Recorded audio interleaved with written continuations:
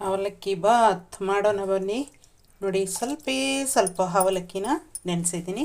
ಇದನ್ನು ಹಿಂಡಿಬಿಟ್ಟು ಒಂದು ಪಾತ್ರೆಗೆ ತೆಗೆದುಕೊಂಡ್ಬಿಡೋಣ. ಈ ಅವಲಕ್ಕಿಗೆ ಹಾಕುವಷ್ಟು ಬಾಣಲೆಗೆ ಆಯಿಲನ್ನು ತಗೊಳ್ಳೋಣ. ಅದರ ಜೊತೆಗೆ ಸಾಸಿವೆ ಸೇರಿಸೋಣ. ಅದರ ಜೊತೆಗೆ ಕಡಲೆ ಬೀಜ ಸೇರಿಸೋಣ.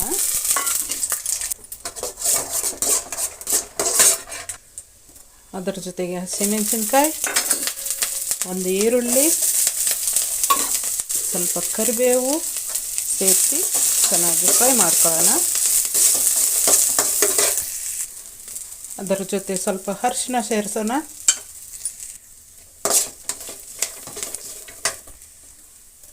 ಒಂದೆರಡು ಟೊಮೆಟೊ ಸೇರಿಸೋಣ.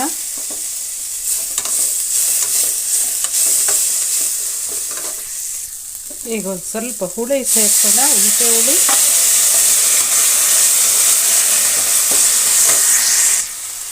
ಅವಲಕ್ಕಿಗಾಗುವಷ್ಟು ಉಪ್ಪನ್ನು ಸೇರಿಸೋಣ.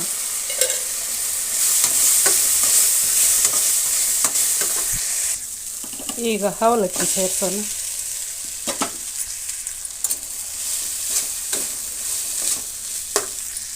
ಅವಲಕ್ಕಿ ನೀಟಾಗಿ ಮಿಕ್ಸ್ ಮಾಡಿದ್ಮೇಲೆ ಕೊತ್ತಂಬರಿ ಸೊಪ್ಪು ಸೇರಿಸೋಣ. ಮಿಕ್ಸ್ ಮಾಡೋಣ. ಒಬ್ರಿಗಾಗುವಷ್ಟು ಅವಲಕ್ಕಿ ರೆಡಿ. ತಟ್ಟೆಗೆ ಹಾಕ್ಕೊಂಡು ತಿನ್ನೋಣ. ಬ್ಯಾಚುಲರ್ಸ್ ಮಾಡ್ಕೊಂಡು ತಿನ್ನಿ. ಅವಲಕ್ಕಿ ಬಾತ್ ರೆಡಿ. ಎಲ್ಲರೂ ತಿನ್ನೋಣ ಬನ್ನಿ.